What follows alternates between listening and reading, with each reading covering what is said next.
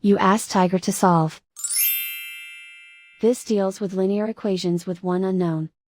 The final result is x equals -15. Let's solve it step by step.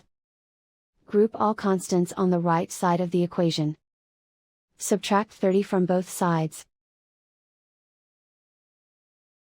Simplify the arithmetic.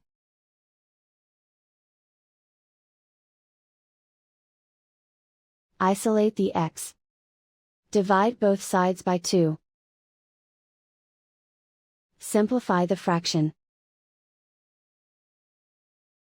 Find the greatest common factor of the numerator and denominator. Factor out and cancel the greatest common factor. And so the final result is x equals -15.